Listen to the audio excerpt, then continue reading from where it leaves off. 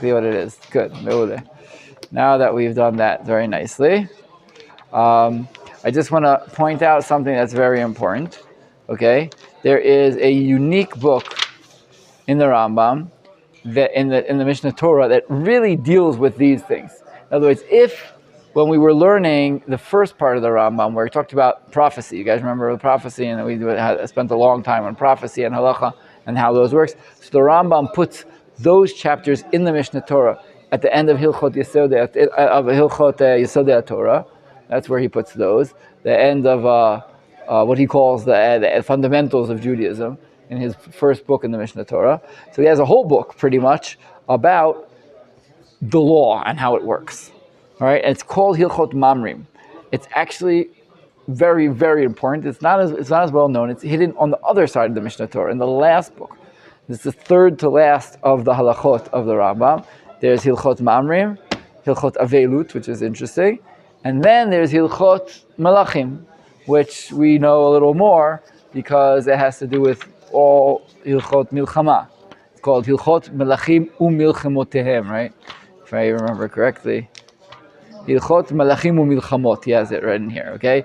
And as we said, this is one of the unique and one of the most important sources in all of Judaism, as it's one of the only sources in Judaism, if not the only source in Judaism, that someone tried to put together all of Hilchot Milchama and try to put it together, because no one else did this in any way, shape, or form. Even in the Gemara, it's mefuzar throughout the Gemara. There's no specific place where they talk about war. The Rambam drew it together. Just another one of the great things of the Rambam, okay? That he only did it then, and no one did it after him either, by the way.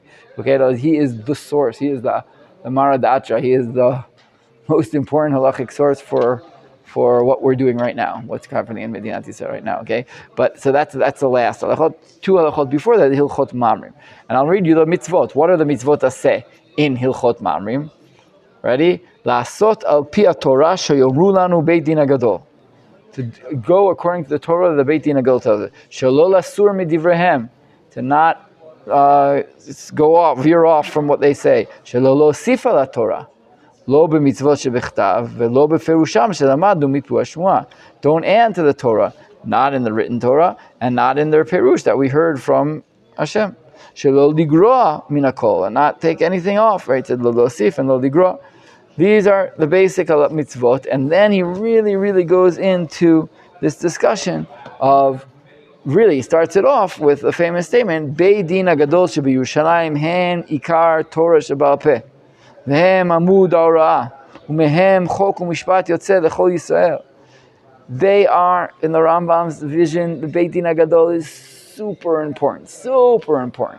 Okay? It may even be part of why it's here towards the end of like almost approaching Melachim. It is super important, the Beit Din. The Beit Din really structures halacha, puts halacha together.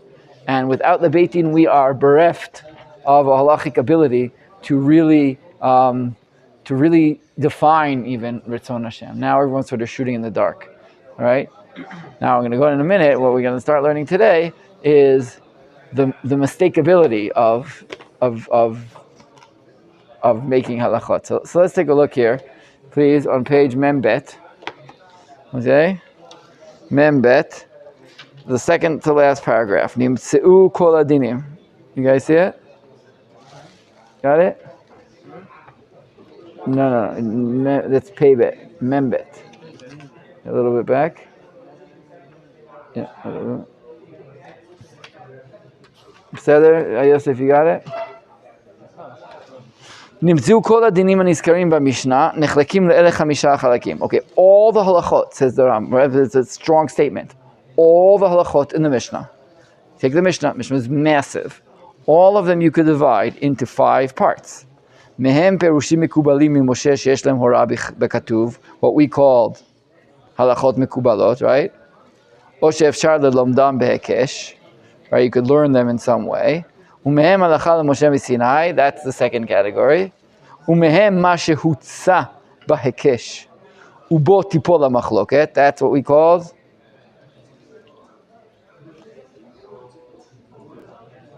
Umehem ma shehutza Behekesh ubo tipol hamachloket. That's what we call category 3. So that's the creative deoraita, all right? Umehem gzerot, umehem takanot. That's all you'll find in the Mishnah. And din in the Mishnah, it's actually a wondrous game, or targil, or targil. How do you say targil? Exercise. To open up the Mishnah and say, what is this? 1, 2, 3, 4, or 5. Amazing, amazing. Gosh, go through the Mishnah and say, you just read, the Mishnah is full of halachot.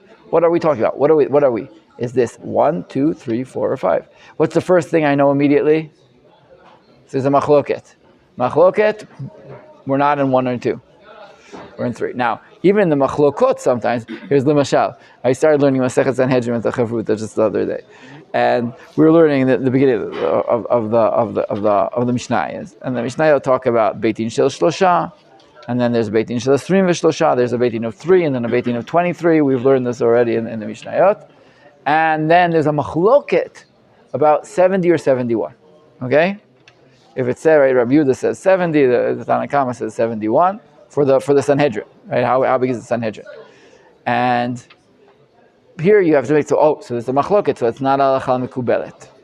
Right? I mean it's but I think you have to be careful here. So be'etzem what we're saying here, and it seems to be, Hashem told Moshe, there's a beitin of 3. It doesn't matter. In the psukim, they're going to read the word Elohim 3 times in the parsha of Modeh B'Miksat, with someone who steals something and that admits to part of it, says Elohim 3 times.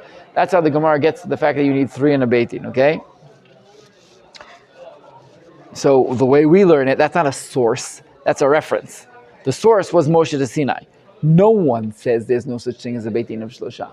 Everyone agrees that the basic beitin is 3. Then you add, you subtract the seder. The basic beitin, no one's going to say, why 3? Maybe let's do 5. No one says that. There is someone who says 5 for certain things in the continuation of the Mishnah, but no one says dinei mamonot b'chamisha. It doesn't exist, if I remember correctly. If I'm wrong, I'll retract when I find it. But beitin shel esrim v'shlosha. No one says, let's make a beitin shel esrim v'sheva. What in the world is 23? What kind of crazy number is 23? They understand, Eda Matzelet, Eda Shofetet, you have to have 10 who do this, 10 who do this. Said that it's not solid in the text, okay? Let's put it lightly, okay? It doesn't come straight out of the text. That apparently is Al-Chal Mekubelet. No one says otherwise. And then you learn it, you're like, oh my gosh, I'm touching Sinai here. You read that Mishnah, you're saying, I am repeating what Hashem said to Moshe Rabbeinu. Mamash kacha. It's that level of Torah. I'm not talking about archaeology as much as I'm talking about this is Dvar Hashem. This is the basis of Torah Shebaal Peh. And then, what I would assume, in this case, he said there has to be a Sanhedrin.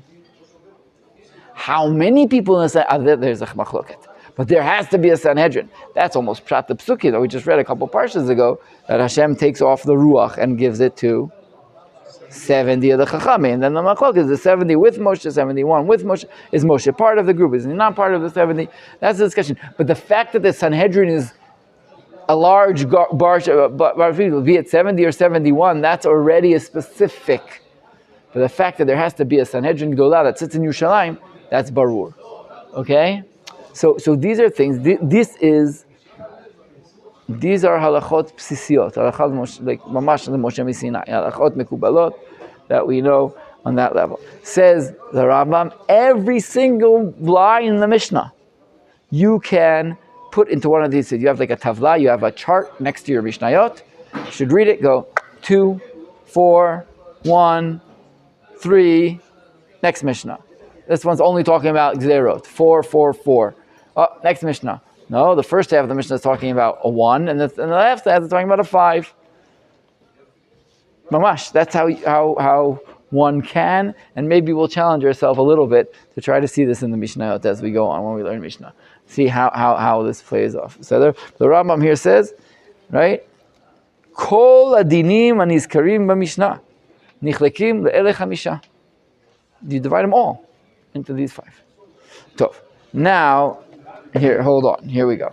Ready? The Rambam is going to open up a parentheses and talk about why the Mishnah brings the minority opinions. Okay?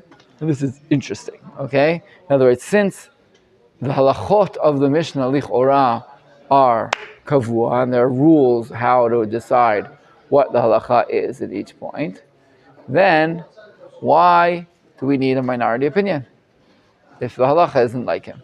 So this is a question that anyone who learns always asks. And I do want to point out, I'm going to strengthen the question. If you guys want to look with me, Rav Shilat brings a quote from the Rambam himself. Okay? Says the Rambam, if you guys want to open Tzadik Aleph. Okay, this is quoting him in a letter he sent to one of his students. His name is Rabbi Yosef Rabbi Yehuda. Okay? Where he's going to write about a critique he has of the learning in his time. You have to know, that's fascinating, that there have always been big machlokot on how to learn Gemara. Yeah, in Dalet, on the page Tzadik Aleph, we're going to see, not Dalet, we're going to see the quote at the very bottom, the last part there. We're going to see that thing. I just want to point out before we go on that there's been, and there still is, by the way, until this day, a machloket how you learn Gemara. There are Ashkenazim, unfortunately, in the world. There are Ashkenazim who, I'm an Ashkenazi. Hey, I could talk about myself. I can say what it is, okay? What do? When they learn, they love the pilpul. They love the ideas behind the different shitot and say it's trying to understand the logic behind the sugyot. The Rambam says, listen to what the Rambam says about this. V'tachlit halamdanim. It's his time. It's 1,000 years ago almost. The Rambam says, v'tachlit halamdanim kilui hazman b'masau matan sheba Talmud, wasting their time in the back and forth of the Talmud. Ki'ilu hakavana v'tachlit hi emun b'vikuach v'lo zulate. Ki'ilu, the point of the Talmud is to learn how to argue. So that you hear it, people say this, right? And some people say you learn Gemara because it sharpens your mind, right? Says the Rambam, shtuyot. The Gemara is to teach you halacha. Listen to what he says. This was not the purpose. Sometimes they argued. Sometimes they're humans. We said humans argue. I understand it happens. When it was equal either way, and we weren't sure what the halacha is, one guy gave this perush and one guy gave this perush. The Gemara is truthful. It's faithful to what happened, and it's telling me, listen, Nebech. Unfortunately, there was a machloket. Chaval, we don't want machlokot. Rambam's not a fan of machlokot. Okay, he's not like, oh, many truths. Rambam, none of these shtuyot. There is a truth, and there's one truth, says the Rambam. We saw this already. There's one truth, and sometimes we're wrong. But that's what Hashem said we have to do. You guys remember, we have to go by the shofet in Beidorcha. Yeah, you go by the rov. There's a truth, an ultimate truth. The Rambam did not believe in multiple truth. He did not believe in the fact that things can be, I'll quote, Elu ve'elu divrei Elohim chayim.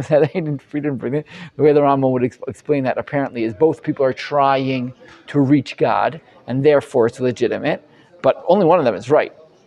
That's what he says. One of them is right, one of them is wrong. There's an objective truth. There's no thing. Remember when Rambam talked about Beit Shammai and Beit Hillel, you guys remember, he said, they had no machlokot Beit Shammai and Hillel. Yeah. Why not? Because they were both very, very, very smart.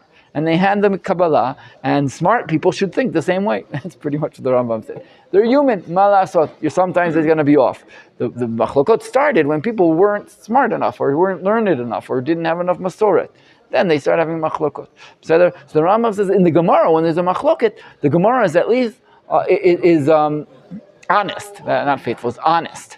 And it brings the whole thing, and it shows what he tried to prove, and what he tried to prove. It's important to know that. But it's just to point out, to give their shitot a basis. That's what it's for, so that we could understand the depth of what they're saying. But it's but we want to know what the halacha is. He said, we're learning this, and we have to read and respect and understand, right? The kavana rishona omnam, the real reason of writing the Gemara, kavana rishona ita, ma shetzarich la'asoto, o lizer mimenu, what you should do, or what you should be careful not to do. V'zeh mevuar l'shikmoto, and you, my student, you of course know these things. U'lefichach nechlatznu anu, we, who's anu? Me, the royal we, right? Anachnu is Rambam. Ela mechuvan arishon. Lakel schirato. Right? We're going back to the original thought. We're me, says the Rambam. When I learn, when I teach, we go to what the Gemara wanted you to do, which is to know the halacha. That's what he wants you to do. Lakel yeter al kach lo dio. Lefi shekvar avad betoch kol dvar hamasav v'natam. Because people get lost in the Gemara. Anyone who's learning Gemara? No, you get lost in the Gemara. You get lost in your, what is he saying? What is he saying? If it's like this and if it's like this. And you forget what's going on, Bichla. What are you doing? What are you trying to do there, Bichla? Anyone who's learning Gemara knows what I'm talking about. Said there.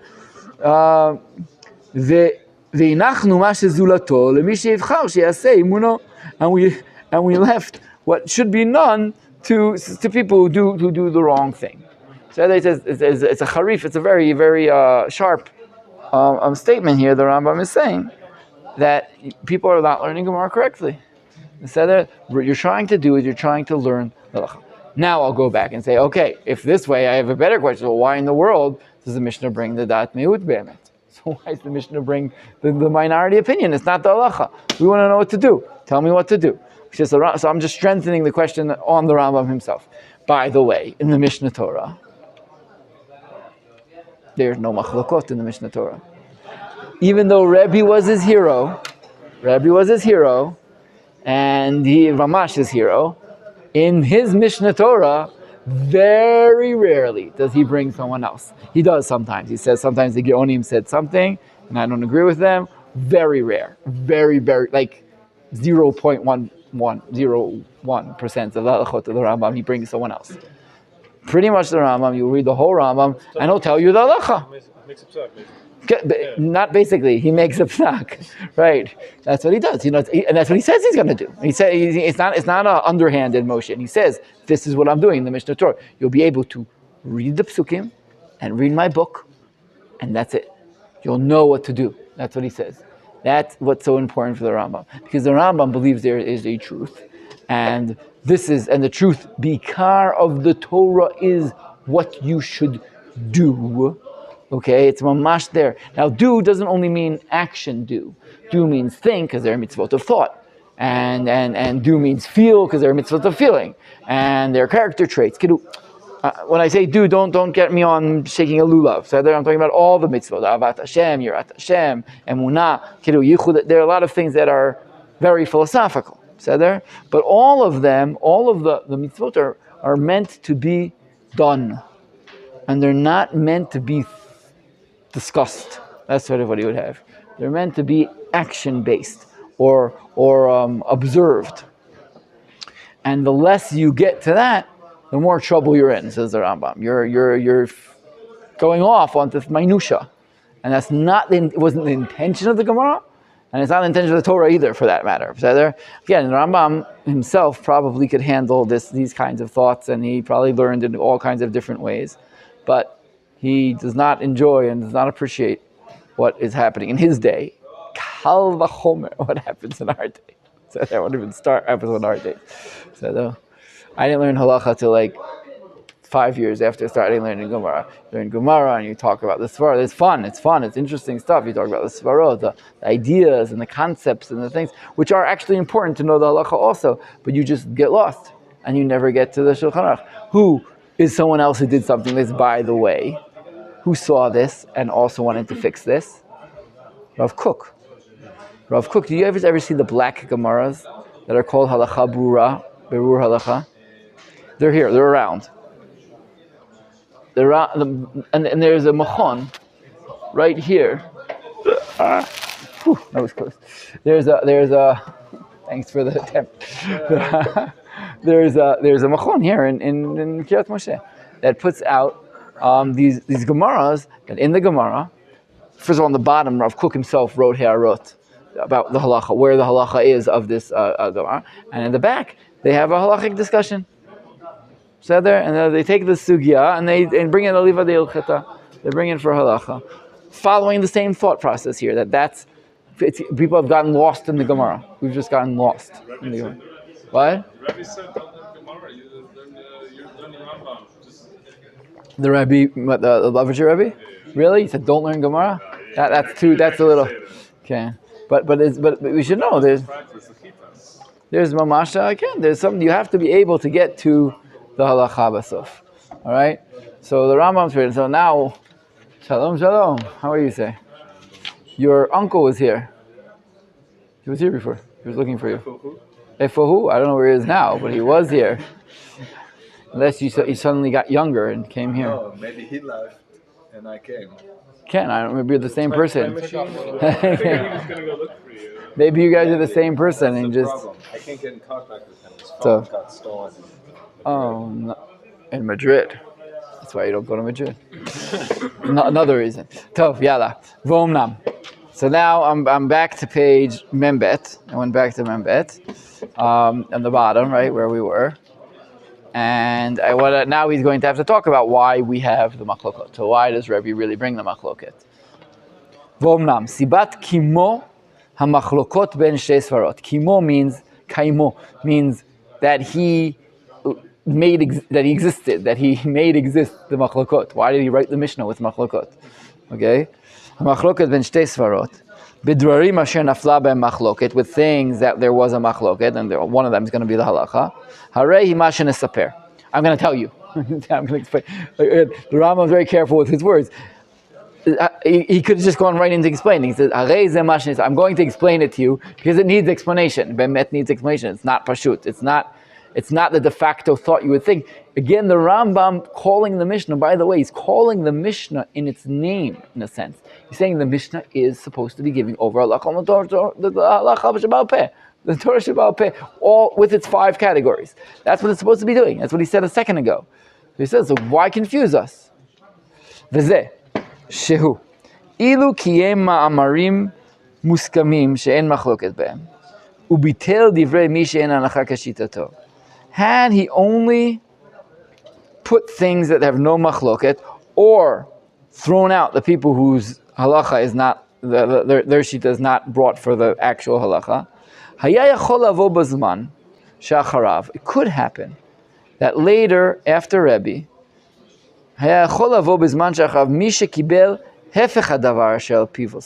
someone comes and says, hey, but my tefillin are round. I'm using it as a bad example. So I'm using it as an example, as a strong example. Okay, hey, my tefillin are round.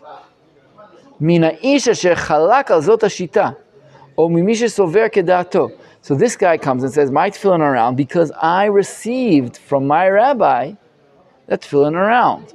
Or he saw the shita and he said, I think like that shita. Okay, is that legitimate or illegitimate? It's lo barur. There's a machloket. Remember, what was the example he brought with the machloket? Remember Rabbi Yossi Aglili, who ate chicken and cheese? Remember chicken and milk, nachon? That was legitimate. In other words, a shita and halacha could be legitimate. And suddenly this guy's going to be doing something, and we're going to look in the Mishnah and say, what are you talking about? It doesn't exist what you're doing. Look what he says. Okay? We,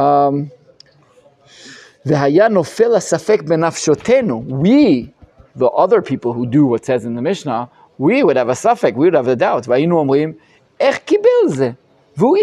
This guy's a really good guy. He's like, we thought he was a tzaddik. We thought he was a talmid chacham.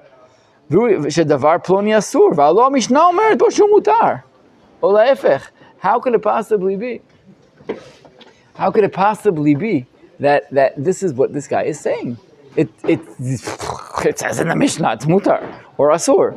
And this guy says, no, I have another shita. We say, what do you mean you have another shita? Where do you have another shita from? Doesn't say that in my Mishnah. This guy must be off the derech. This guy must be off the derech legamre. What is he thinking? Says the Rambam, the kasher, hayu hashitot yiduot etzleinu, nistama zo apirtza. This this hole, this crack is solved. When we know there are other shitot, so we could say, oh, he's like Rabbi Yehuda, he's like Rabbi Shimon, he's like Rabbi Yossi, oh, he's like Tanakama, he's like the other shita.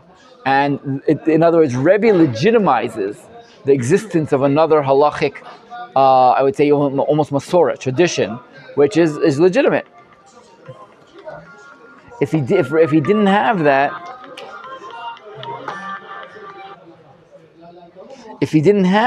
I'm just gonna shut it off.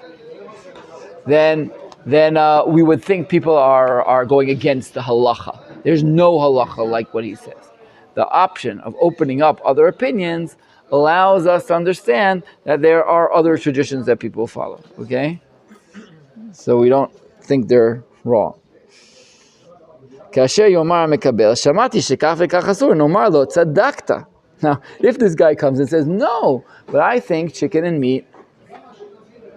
and I do this each time, right? Chicken and milk is mutar. So we'll say to him, no, tzadakta, you're right. There is an opinion like that. You're not crazy. You're not a kofir. You're not going against the mission. You're right. Aval hi shitat ploni. But that's Rav Yossi Aglili's shita. Ve'arabim cholkim alav. And the majority don't agree with him. Or ploni cholek alav, ve'alacha keshitat cholek alav. Or someone else disagrees with him, and Allah is like the other person. If because his opinion and his understanding is better, or deeper, or righter, or we found the sources and help in other sources. In other words, this is reason number one. He brings a couple reasons, okay? Reason number one is the fact that we want to allow other people who have other traditions to remain legit, okay? Or we don't think that they're not legit. Now, it's not legit that they're doing it. It's a mistake. But we can understand where he's coming from. This is interesting, that shita on the Rambam, which I believe it seems like it's very close to the source, because obviously over time, other shitot are going to disappear, right? What's not written or it doesn't exist, the Braitot or the Mishnayot, are going to disappear at some point. There's a limit to how many of these things happen. So this reason is an interesting reason. V'omnam. Here's another one, and this one may be more relevant. V'omnam kaimu divrei yachid v'Rabbi. Now he says he's going on. That's why you have a machloket of one and one. Now, why would you have when you have Chachamim say X and Rabbi X says one? That's like a classic, not even a question. You have the Chachamim, you have the Rov say X, and you have a Yachid say Y. Always the majority wins. So why do I need a minority opinion? Okay, this is not a machloket in the Mishnah. This is a minority in the Mishnah. Why do I need that? לפי שפעמים תהיה הלכה כיחיד. ורצה ללמדך שאם תהיה סברה ברורה אפילו ליחיד, שומעים לו. ואפילו נחלקו עליו הרבים. This is a big thing. That says sometimes the halacha could be like the individual, which is sort of shocking because we said the way to get over machlokot is by the majority. So what are you talking about? That the halacha is like the individual. So the Rav Shilat develops this and says the halacha is like the individual, not in their machloket, but maybe in the future. And that's an important thing. Now, there could arise a time and have an event where the situation demands something else. The fact that I have another opinion to be to follow and to see it as a legitimate opinion in the halacha, that is very important in different times. So this is a fascinating statement, okay? And it's actually used, it's almost an everyday occurrence that this is used. Not on the level of the Mishnah, but on the level of what we know as halacha. Okay, in what way? You have 10 poskim who talk about bugs. We're learning bugs in our school, in our shir. Bugs, shratzim, right? Shratzim. Bugs, creepy crawlers, right? 10 different shitot. Now, 8 of them are machmir. Let's say. So there 8 of them are machmir, are stringent. They say, no, you can't have that. Now, we come, it's a wedding. This is their example, okay? It's our wedding. It's a wedding. Bring out 500 salad bowls of whatever, 200 bowls of salad for people. And one guy comes over to the rabbi. He says, "Rabbi, look, there are bugs in the salad." Okay, so the rabbi goes, "Okay, if it was one person who was eating now, okay? Let's start like this. If they're bugs, mamash, and they're all over, Isur Doraita, Gamarno, bring them all back. Sorry, everyone. Go to the band. Sorry, everyone. Don't eat the salad. Why? For some reasons. And everyone, when the waiters run out, and bring all the salad bowls back. Isur Doraita, no games. Say there? But we're not in Isur Doraita. We're in a machloket on something else, on another level, okay? 8 people out of 10 are machmir. They say you can't eat that. You have to bring it back. There are 2 shitot that say you can have. It's okay. It's not a problem. What? Is that there? So 2 people who say it's not a problem. Now this rabbi says 1 second. This is the Rabbim and the if you would ask me, so to the waiter, if you would ask me, can I eat this? I would tell you no. Don't eat this. But the hefsed that's going to happen here, the pgiya, the financial and the busha that's going to be caused here to the bala simcha or to the owner of the ulam, which may be something else, is going to be so great that there's going to be financial loss. There's going to be halbanat pnei chavero berabim. There's going to be all kinds of problems here. I'm going to go with these 2 opinions. If they didn't exist, en malasot, I can't say, oh, I feel bad for this guy, bring him back. That would not necessarily work. But since I have a minority opinion, that is a legitimate minority opinion, I can use it in certain situations. Is that there? It's a legitimate way. Yes, sir. Hypothetically, just from my understanding, if there was a situation, there was no food on the planet except for chickens and milk or chickens and cheese, and people would starve if they didn't eat them, They have to eat them together? Well, yes, yeah. Okay, that's the situation. They have to eat them together. They're only chickens with melted cheese on them, yes. Can you eat them? It's pikuach nefesh. That's an easy one. You gave me an easy one out of that one, okay? So pikuach nefesh is always an easy way out of this. And we're not talking about this. The example I gave was not pikuach nefesh. Okay? No one's going to die if they take away their salad. No one's going to even be hungry so much if they take away their salad. It's not the end of the world. But you're going to have to make a call on something like this. Or someone who has, or I said even before, the farmer brings in all his produce. And we say it's too buggy. You're making this guy lose hundreds of thousands of shkalim. So am I going to be lenient? Again, if it's Yisur Doraita, it's Yisur Doraita. Let's make it short. So if there are really bugs there and they're in a way that everyone agrees is Doraita, like in the robe and they're all over the place and you can never get a handful that doesn't have a bug, Gamarno. No, we're not going to play games, the whole thing in the garbage. But what if it's not that? It's in the middle. It's what we call the miuta matsui, right? The significant minority. What do you do? We said there's a machloket with a significant minority. Do you check? Do you not check? What do you do? You have to check. In that case, you could be so mech on the minority opinion. Says the Rambam, that's why, one of the reasons you bring the minority opinions. Because the minority opinion sometimes becomes the psak in certain situations. That's what it would be. Because there's a lot of conditions before you give a psak. There are a lot of conditions, a lot of thought that has to go into giving a psikat halacha. The minority opinion gives you the maneuverability within the world we're in to be able to understand that there is a halachic option for this. You guys with me? And you guys understand already how we're playing off the worlds of chumrot and kulot, and what you do for a tzibur as opposed to an individual, and shatat chak and not shatat chak. Shatat chak is like a time of trouble or a time of need. What I just said now, all these different situations will play into a psikat halacha. Okay, we'll all play it off to say, it's you in this situation, and now. Now, what do I say the halacha is, okay? The general halacha, the Mishna said, is there's a majority, we follow the majority. Yeah, well, what do we do now, Rabbi? Is we're stuck in this weird situation. Okay, maybe in this situation we can be somech on Rabbi X as opposed to Chachamim. Hello?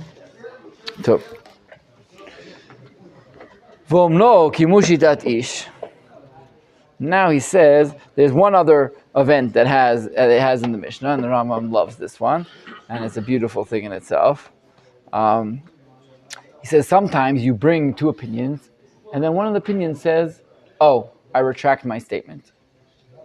Modim Beit Hillel Beit Shammai. You ever see that? Modim is on Sukkah, right? Modim Beit Hillel Shammai about Rosho Rubo the Sukkah, right? It happens. They say, "Oh, you know what? You're right." So why did you bring in the first place, the Rambam? Why are you wasting my space? If he's gonna just say Allah is like Beit Shammai or Beit Hillel or whatever it is. אמנם כמו שיטת איש, ואחר כך חזרתו מאותו שיטה, כגון אמרו בית שמאי אומרים כך, ובית הלל אומרים כך, וחזרו בית הלל להורות כדברי בית שמאי. And Beit Hillel went back and agreed with Beit Shammai. So why in the middle are you telling me this? הרי זה ללמדך בקשת האמת ובחירת הצדק. This is a teaching tool that Rabbi is willing to waste space on to teach the people who learn Torah.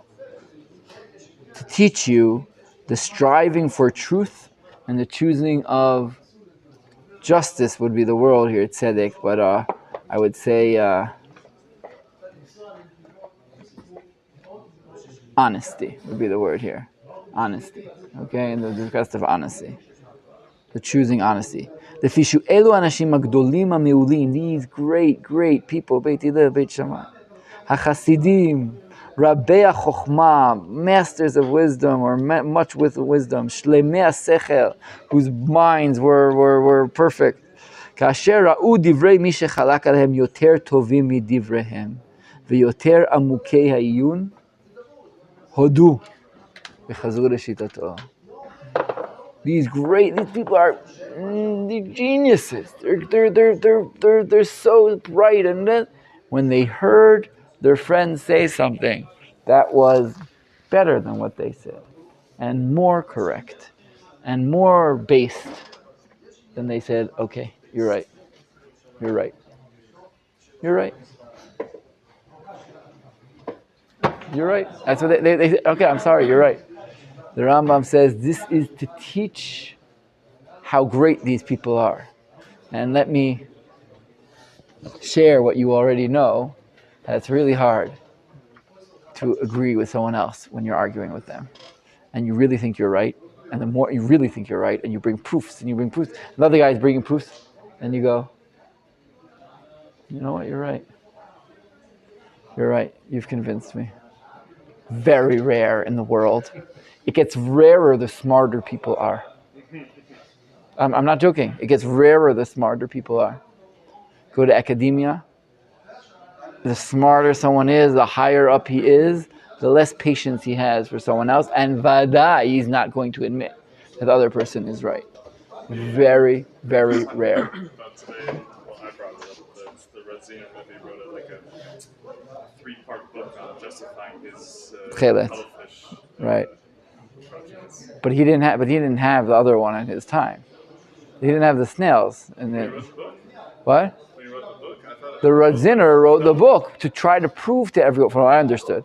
I never read the books, but he tried to prove to the world that it's tchelet.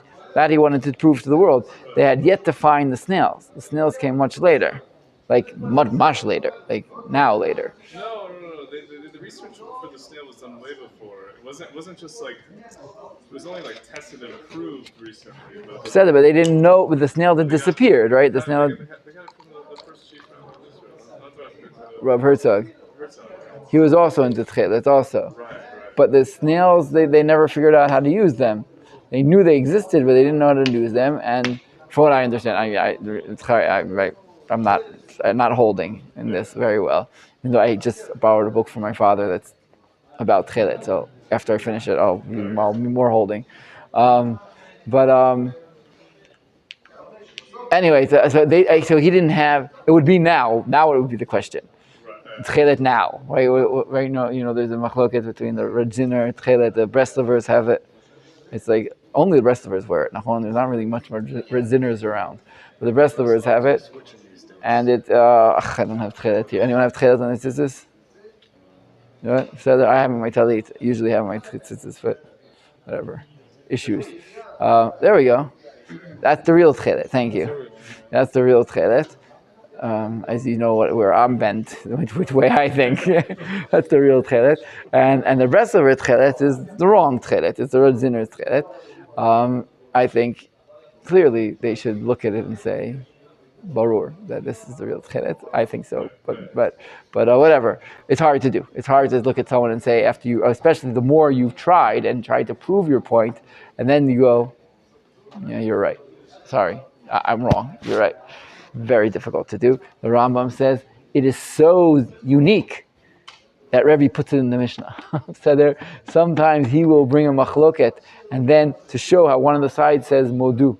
And the Rambam, who is a great someone who appreciates human frailties and understands how the human mind and heart works, he says, listen, look at this great Rabbi, bringing us a learning tool. This is a learning tool for us, to teach you. You learn the Mishnah. Where do we see it as the Parshanim? We see it when Rashi says, I don't know. Nachon? Rashi says, I don't know where this is from. I don't know why it's like this. I can't just. You guys ever see Rashi say that? You ever meet a Rashi like that? There are Rashis in the Torah, not one and not two. There are quite a few. Whatever, not a lot, but it's not a weird occurrence. Where Rashi will say, it's just an additional from the commentators. Like, I don't know what it is explaining here.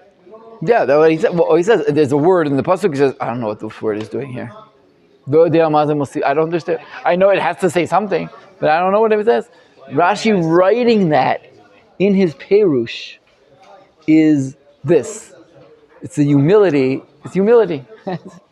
Rashi, the great Rashi, who explains the whole Gemara and the whole Tanakh. When he comes to a place, he doesn't know. He tells you, I don't know. He doesn't start to say, you know. Oh my gosh. Oh, what am I? People are going to say I don't know something. I'll write something. I'll write whatever Rashi would write. Believe me, we would break our heads to try to figure it out. He could have wrote something and sitting up there in Shemayim laughing at us trying to figure out what he wrote there because he just scribbled something because he didn't know what to do.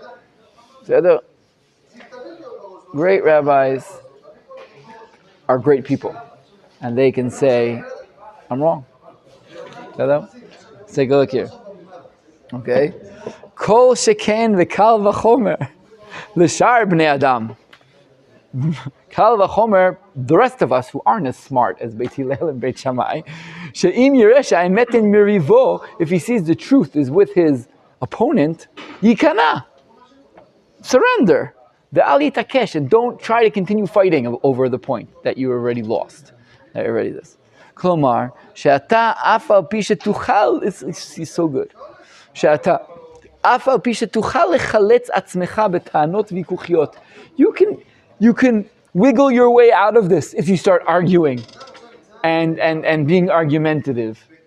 You could. Im teda ki divrei zuratcha, if you know that your friend's words, asher tanatcha lehem niret tzodeket biglal chudshato ubiglal yecholtecha latot hem emet, that you could. It's amazing. That look, what you say is right because he's weak physically or whatever, he's weak, or because you can fool him because you're really crafty. Chazor ledvarav v'ariv netosh. Do what he says and drop the fight. Yeah, I hope you've had enough experience in the world to see that this is a very rare occurrence when this happens. Most people will continue arguing or try to say, well, you're whatever, or whatever. It almost never happens. No one is willing to concede. Did you? So the Rambam says this is why we have this in the Mishnah, to teach us. I could probably count on one hand the number of times I've done that. Can, me too. Especially when you're really into something, right? When it's like a little argument, it's sababa. Oh, I'm all right, you're right. Is it going to happen at 2 o'clock or 3 o'clock? Oh, I say it's 2 to 3. Oh, it's 3. Okay, beseder. That's not what the Rambam's talking about. Rambam's talking about things where you've put in time and effort, and you really think that this is Ritzon Hashem. And you've thought about it and built it out for years, maybe, days, months. You've been working on this. And then you talk with your friend who's also been working on it for months and days. And it looks like he's right. And you're like, what? Everything I did is like in the... What What do you do? Tov, yafe. Beseder. So I just want to point out the Rambam never forgets that the Mishnah itself is a teaching tool. Okay, Rabbi is a teacher. All great Rabbanim are teachers. There's no lawyers in the Torah. No such thing. They're not a lawyer. They're not doctors in the Torah. Even though there were Chachamim who were doctors and who would probably de facto lawyers. Okay, they're all teachers because they're teaching Ratzon Hashem and they're teaching us how to be perfect people in our midot, in our thoughts, in our connection and devotion to God. That's what we're doing here. That's what we should be always doing. We are trying to walk in the paths of God. And ma'u rachum, afatah rachum, ma'u chanun, afatah chanun. What he's has mercy, you have mercy. What he has compassion, you have compassion. We're following the way Hashem does. Seder in that way. Which maybe you could even learn in this case, right? When he argues with Moshe, and then he accepts Moshe's argument. This parsha, Shlach, right? Or in Korach, it's going to happen again, right? When Hashem was angry and he says Seder, or like we just when Moshe breaks the luchot, and Hashem says Seder, Ashrei Kochara. The Midrash says Moshe says Shar Koch, that you broke it. That is a movement. I think Be'emet in the depth is a teaching mode. So there, because to say Hashem modeh al ha'emet, even though how theologically crazy it sounds, it's all teaching. Like when it says about Migdal Bavel that Hashem comes down, right, to see the Migdal, and Rashi there says, what do you mean, come down to see the Migdal? Hashem doesn't have to go up and down. Hashem sees wherever he needs to see. And it says, Mipkan la dayanim, for the dayanim, we shouldn't give a psak until they really see what's going on, okay? To really go down to things. In other words, it's a statement, a teaching. When we learn about Hashem in the Torah, we're learning theology, but we're also learning morality. We're also learning how to act and how to be. And in Judaism, theology and morality are mixed together. You cannot have one without the other. And so that's what we're learning all the time. We're never learning just something. Oh, it's interesting. It has a effect on us. So, yalla, here we go. Now the Rambam, we're up to Dalet. Okay, you guys see this, Dalet. So the Rambam here is going to go through the whole Shas. Really, he's going to go through. This one's pretty long. It's going to go till page Nun Bet. Okay, Nun Bet. So we got like 10 pages almost here. All right, 9 pages, where the Rambam is going to explain the logic of the Mishnah. Why is the Mishnah broken into the way it's broken? And he's going to start off with the Sdarim. Why the order of Zraim? First, we're going to make sure we all know the Sisha Sidrei Mishnah. I'm going to do that in a second. And then he's going to break each one. Inside each one of the Sdarim, the Masechtot, why are they in that order? Okay? What? You read this the other day? have the one in English. Me'odeh. So this is in effect, for our purposes, this is the least important part of this Hakdama. I'm sorry to say in this way, even though it's 10 pages of the Hakdama.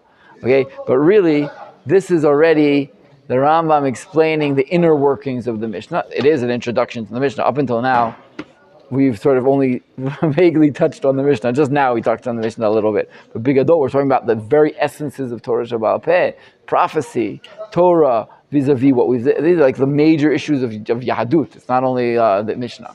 Is that there? But now he's going right into the Mishnah itself. Okay, I'm going to say in a word. I'll say in a second why I think he does it. Kasher Ratzah. You guys with me in Dalet? Kasher Ratzah. Yeah, there. The Kasher Ratzah lechaber ze hasefer azot hatavnit. When the Rambam wanted to, when Rabbi, okay, and the Rambam was talking about Rabbi, when he wanted to make a book in this way, he wanted to divide it into parts. He broke it into 6 parts. Hachelek harishon, which we call Zraim, right?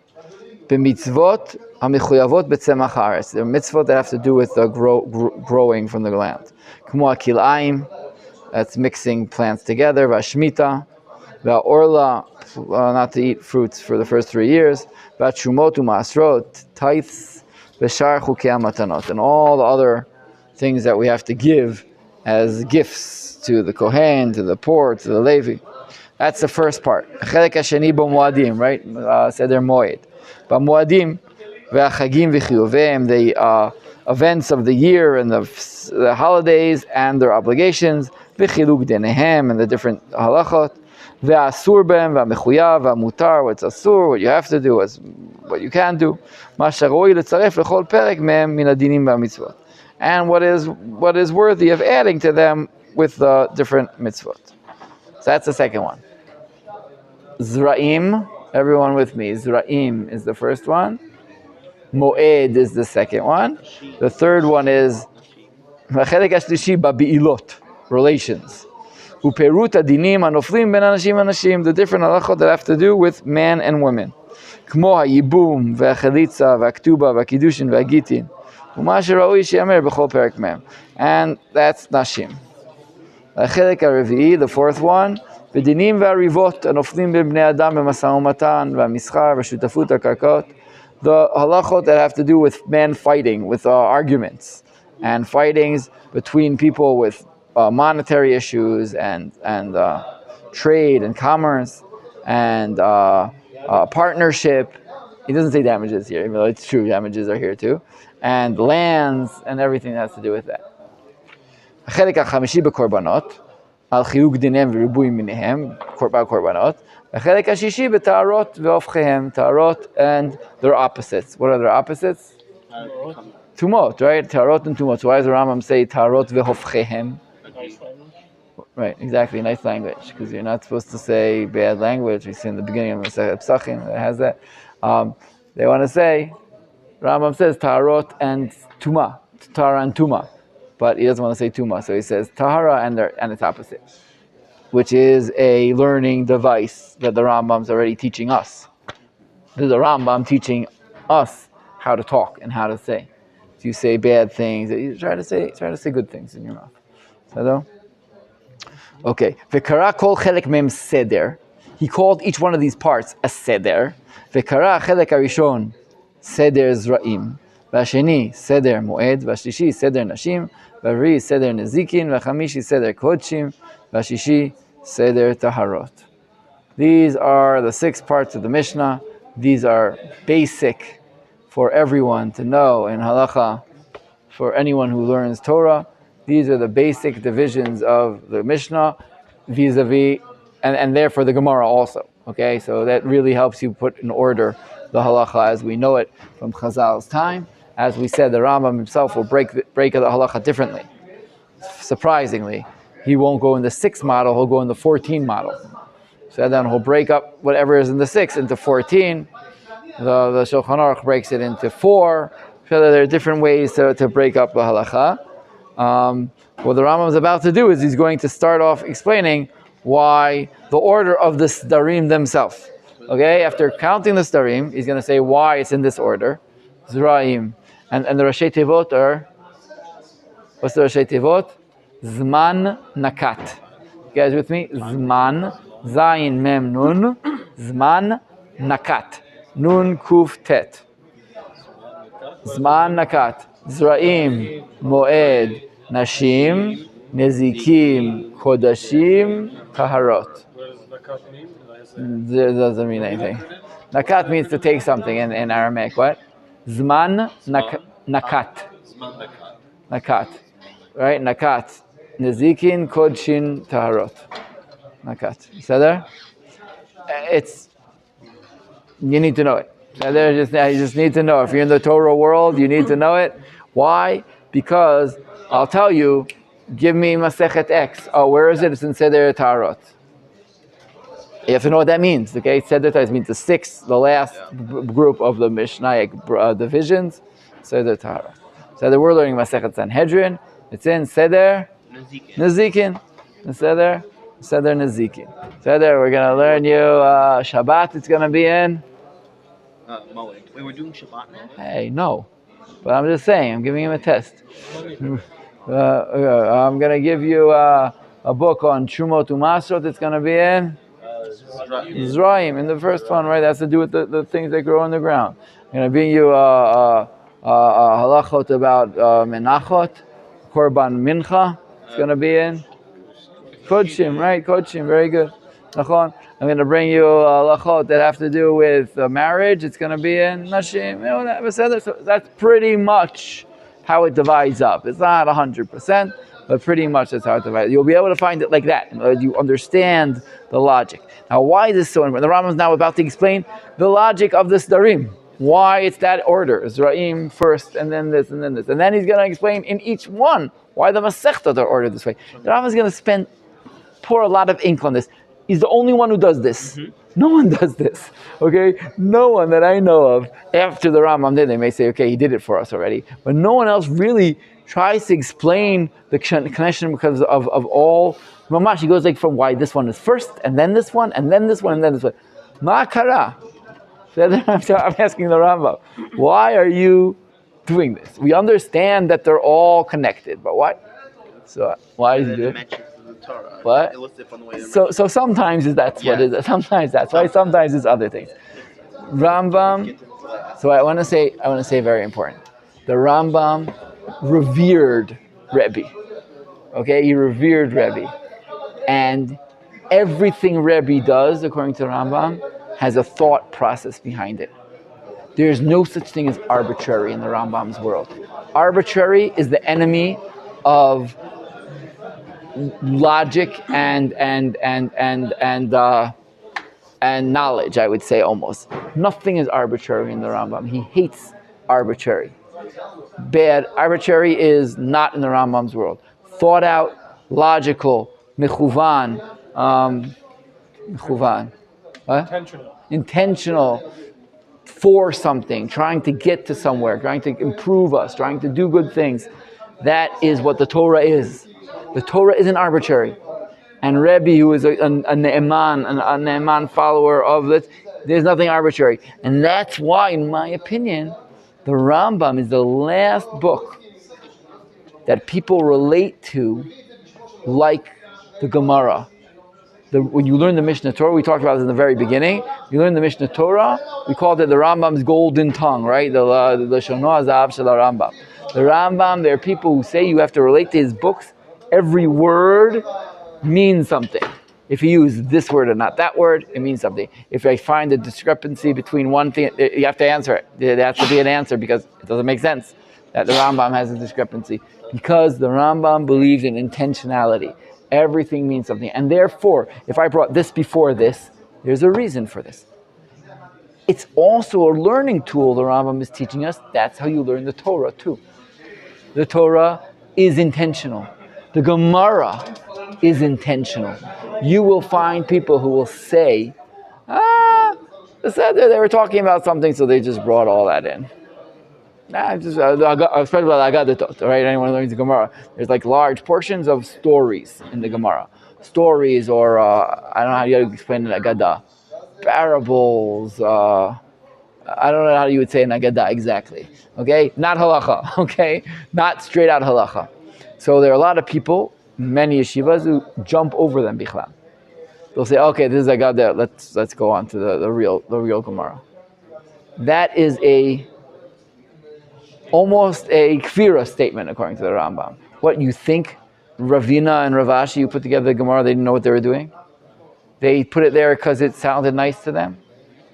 Everything is intentional. And the Rambam is going to waste a lot of time and effort in finding the connection between each one of them, because it has to be logical. I don't know if I learned something, but it has to be logical, it has to mean something. Because if Rabbi put it together, he put it together. Okay, I think for me, it's a super important lesson in when we learn these things. Okay, there's no such thing as stam. Right? There's nothing in the Torah for sure. Right? When you learn the Torah, so why is this halacha after this halacha? Why is this? Hashem pushed it all together. We don't say that. No one says that because that's barur shelo. But what Rabbi did, Rabbi suddenly said, "Oh, well, I don't know what to do. This halacha, I'll just shove it in here." What mazeh? Like the Rambam said, who would do such a thing? How could you be so haphazard in your thing? How can you be so not serious? And the Rambam is also very serious, okay? And he puts his book like Rabbi. So he also thinks why he's building his things in the way. And that's why he breaks it into different seder than Rabbi, because he thinks my seder is easier to learn and will help people break it down into smaller parts, and they'll be able to find what they need and be more meduyak in what it is. There's also a lot more, the Rambam, the Mishna. This is why I think the Rambam did this. All right, this is an explanation. It at least makes me feel better because it's really long. So I don't even know if we should do this, by the way. I don't know if we should learn it. No, because I've met it will, whatever. In our limited amount of time we have how many more times are we meeting here? Like 7 more times? 6 more times? So I'm just not sure if we should be doing this. He really does it. He goes Masechet, okay? Every single Masechet he's going to go through. And he has some breaks where he talks about some things. He's going to talk about, in Sanhedrin, he's going to open it up, the Perek Chelek. He's going to explain there, he's going to stop for one of the chapters in Sanhedrin is very important, and he even has a whole intro to it. Not here, but somewhere else. And Masechet Avot. He's going to explain why they have that. Okay, it's a big one. So I think what we'll do, I think we'll stop now. And next time, I'll bring you select parts of this. Okay, we'll start off in the beginning and just see how he starts off the Sdarim. The next paragraph we'll do, and then we'll, in different parts of the Sdarim, I'll show you what he does or why he connects certain Masechtot to another Masechtot, and then we'll open up the big ones that he talks about. Shkoyach.